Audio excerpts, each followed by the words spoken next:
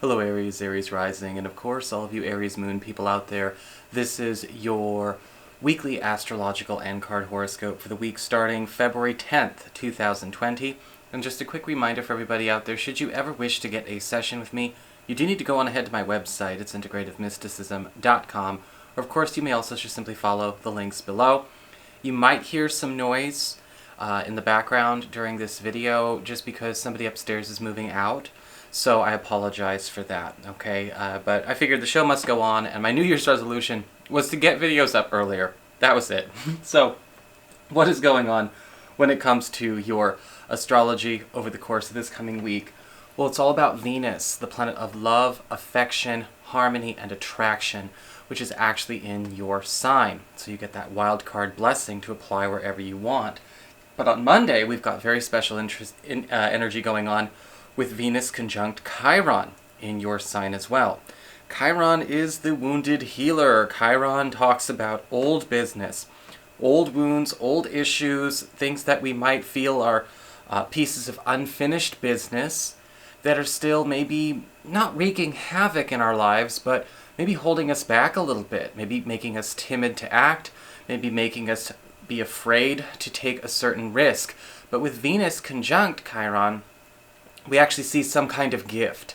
Somebody, or maybe something that you discover yourself, being brought to you or handed off to you that actually alleviates or dissolves an old story.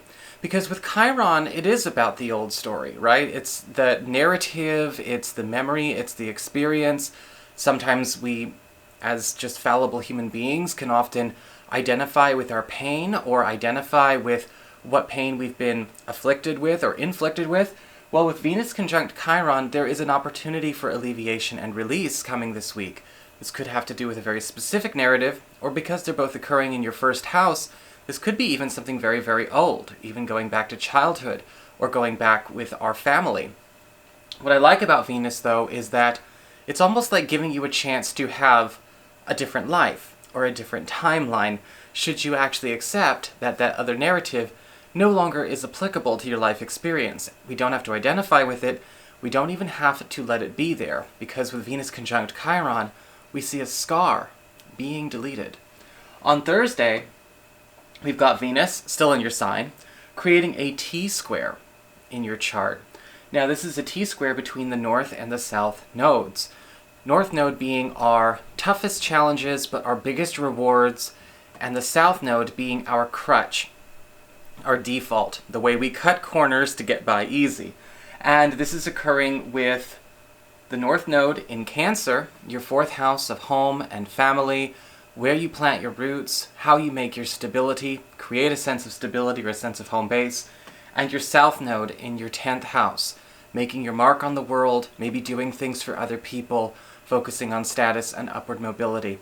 Venus is basically going to challenge you to create your own home base, to create a new sense of security without having so much concern for maybe a sense of worldly success coming through a specific set narrative, script, or attitude.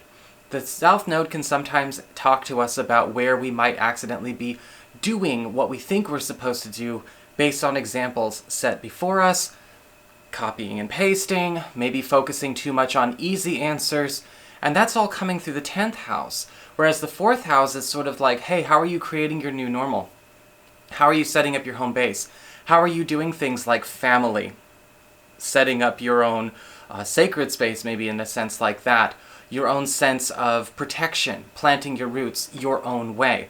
Venus is giving you a gift that you should be applying to what we were just speaking, just the latter here, and not necessarily turning around and trying to make it about upward mobility or affecting the external. Because sometimes we have to focus on the internal versus the external, something closer and nearer at hand, instead of dissipating it throughout the ethers. And this is a week where you're going to see an opportunity to make a change on an external level by allowing that to come forth through an internal change, something closer to home and nearer at hand. Apply Venus's gift wisely. So what's going on with your cards? Remember, guys, Mercury is going retrograde this week. I did cover that, though, on the monthlies on Patreon. And if you're interested in signing up for my Patreon, it's only $1 minimum to have access to all the videos I put up there. Again, you can follow the links below. So what's going on when it comes to your cards for this week? Well, your spiritual themes are very applicable here. We have the Tower in reverse, which is all about treating adults like adults in a big way. Because the Tower card reversed is all about letting things crumble that need to crumble, and not let ourselves get attached to the distraction that is something crumbling, something falling apart. Don't hold up structures, systems, or even people that can't hold up themselves. I know that sounds cold-hearted. I know that might sometimes feel like it's a little bit too individualistic. But in this case, you also have to pay attention to where the Tower card reverse is also saying, look, we're only delaying the inevitable here. In a lot of cases, a lot of you Aries people have to take a step back. The Tower card reversed does not affect us directly, rather indirectly. It's somebody else's issue. You are a bystander. Stop trying to prevent that person from maybe losing their job if they're the ones who are getting themselves fired. Maybe it's a time to let someone learn a lesson about how they navigate relationships or how they navigate their own personal responsibility. If we're constantly coming in to protect them from themselves, maybe they're learning that they don't have to learn at all. Maybe the message that we're sending is that it's okay, somebody will take care of it for you. And the Tower card reversed is indicating you sometimes can't stand in the way of a person learning a harsh lesson. In fact, with the influx energy with the Eight of Cups, a lot of you Aries people could be walking away from a situation that is a done deal this week. In fact, we are walking away from a lot of done deals. We are seeing where certain projects, certain people, maybe just certain narratives and life circumstances have shown you everything there is to absolutely know about them in this now moment. They can change down the road, they can grow down the road. But if something is not adjusting, something is not growing, something is not working on actually becoming more or evolving beyond what it is shown you to be, the Eight of Cups, something is finished. In fact, that ties in very well with the next card, the Outflux, the Lover's card reversed. Detachment. Getting away from situations that are no longer a win-win, no longer an equivalent exchange. Talk about letting go of situations that are not actually helping you or helping the other person. Sometimes we have to look and see, are we actually helping or are we simply replicating that reality over and over and over again? Are we protecting somebody from themselves? Is that helping them? Is it helping you? Are there collateral damages being created in the effort to hold up a life or hold up a reality that other people are not treasuring, are not contributing to, and personally will not do a thing or lift a finger to make it better? This is a week where a lot of you Aries people are pulling your time back, pulling your energy back, and letting things crumble where another person is fully responsible for their lack of contribution or maybe a not so helpful contribution in that way, and working on your own. For your material concerns, well, we've got the Knight of Wands in reverse. And this week, it does look like a lot of you Aries people are going to be seeing that there is opportunity to be had when you do actually decide to go your own way when it comes to maybe a financial or professional matter. I am seeing the Knight of Wands reversed as something happening where there's an alteration or a shift to an existing plan or an existing account without prior warning. And the Knight of Wands reversed is kind of saying, look, this might be a bit jarring, it might be a bit confusing, this could be something done by a client, a customer, a coworker, or again, somebody handling or working on or with an account you have. And this is showing up to say this is not something that you should absolutely be trying to save or salvage at this time. In fact, you may actually be able to break with this person or break with this situation and take what is supposed to be yours and go your own way. This is a time where a lot of you Aries people get a chance to actually see what happens when you cull the dysfunctional elements or the distorted influences from your financial and professional spaces this week. What are you holding up that's actually still a problem that you wish would learn to change? Screw it. When it comes to your external, when it comes to the friends, the relatives, and the other people in your life, no surprise with the external, we've got the Three of Swords upright. And there are going to be some feelings of betrayal projected on you this week. And I think that might have to do with you walking away from a lot of situations that are simply not worth holding up anymore. And with the Three of Swords, this could be a family member who is maybe taking it as a betrayal that you're no longer nursemating them.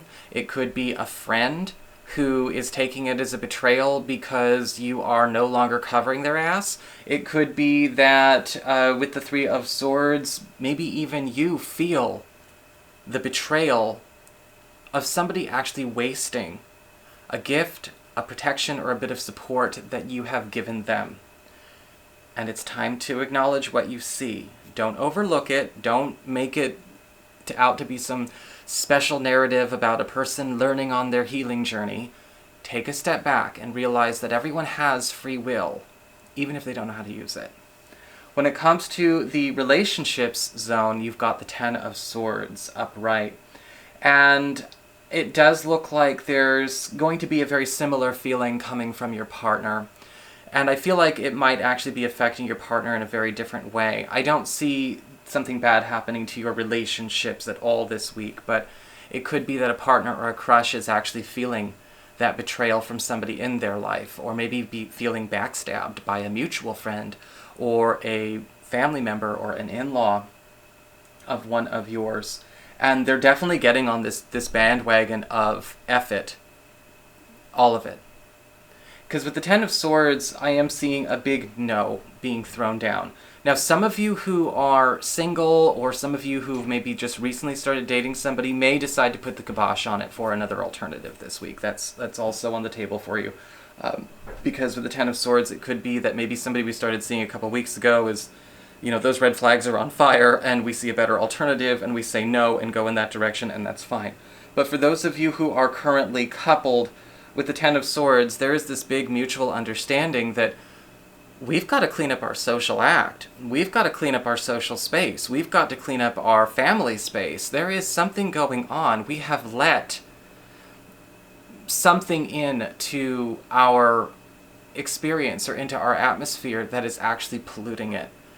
And I think that it's a harder wake-up call for your partner than for you, but it does put us all on the same side. So that is your horoscope. I hope you enjoyed it. If you did, don't forget to like, share, and subscribe. I appreciate it. And if you ever wish to get a session, you can always go to my website. It's integrativemysticism.com, or follow the links below.